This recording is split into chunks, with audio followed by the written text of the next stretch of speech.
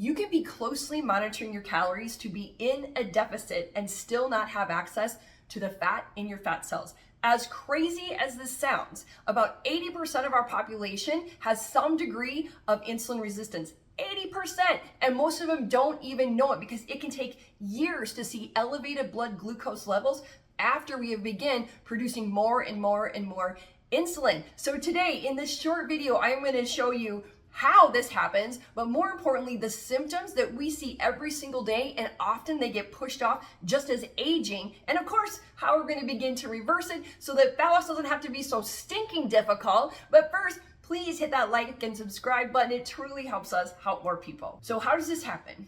Well, long story short, and to avoid any kind of overcomplication, like over time, so the longer we're on the planet, the older we get, we are filling up our body's energy storage units. The long-term units mainly being your fat cells, and the short-term units, the main ones being your liver and your muscle cells. Now, insulin acts on these cells to bring in glucose or blood sugar to be used as energy or stored and used as energy later. However, we are putting an enormous strain on this system unknowingly and unintentionally by our diets and our lifestyles. So on a basic level, when a cell gets full, it shuts and locks its door. It is like the fire marshal came in and said, you are at capacity and you are done.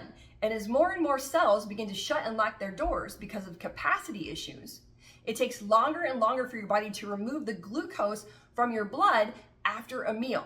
So you have to continue to pump out more and more insulin as your body tries to figure out where in the heck it's going to put all this glucose. Here's the problem with that. When we have insulin present, which is our fat storing hormone, our fat storing, fat burning dial is cranked way more towards fat storing. And I say dial because it's not on and off. You're always burning fat and you're always storing fat. The only question is to what degree. So now we have insulin present for an extended period of time, telling our bodies to suppress using any stored fat, especially in the long-term storage. That's for an emergency. Those are our fat cells. And we are taking way longer to clear the glucose out of our blood in order to get our insulin levels down low enough to turn that dial back to fat burning. Where we used to be able to move through the energy in a meal in about 2.5 to 3 hours. Because of insulin resistance, it's now taking 3.5 hours or longer. Meanwhile, we've probably had a snack or two and we're beginning to prepare for the next meal. So we have had zero time without an insulin response, and we've had zero time without access or the need to use our stored fat. And this can be happening even if you are counting your calories, because this is insulin resistance. And we're continuing to tell our body to make more and more insulin, making it very difficult to move past that insulin response and have access to the stored fat. Obviously, we need to begin to reverse any amount of insulin resistance. If not being able to lose weight is going to be the least of our worries. Outside of diabetes,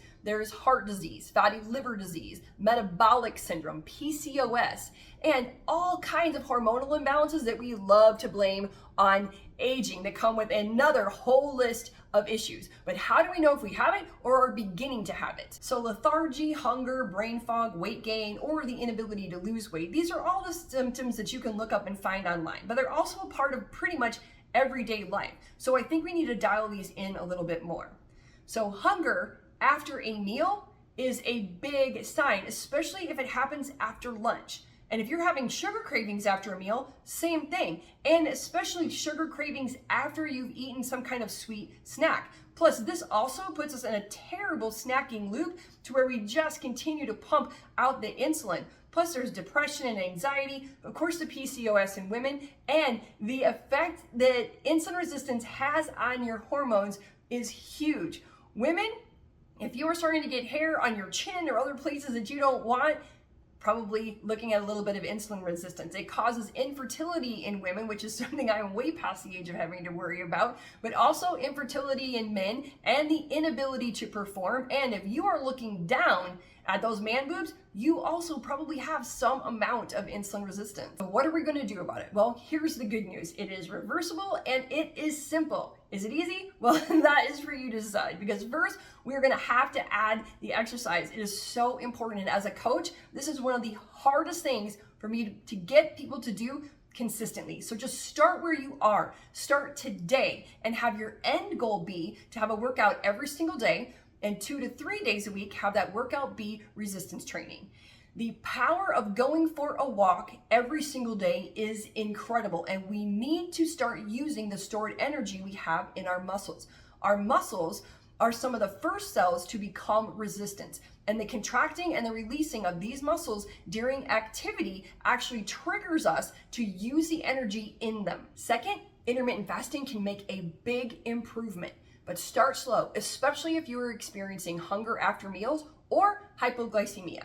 Begin with like a 12-hour fast overnight. Just try to stretch that breakfast just a little bit, and then try to stretch the time from meal to meal without a snack in between. So if you normally eat every 2 to 3 hours because of snacks, just try to make it at 3 or maybe 3.5. Just stretch that time out, because with your end goal, I would love that to be a 14 to 16 hour overnight fast with 3 meals a day and no snacks in between. But please be patient. You did not get here overnight. Lastly, we have to address the diet.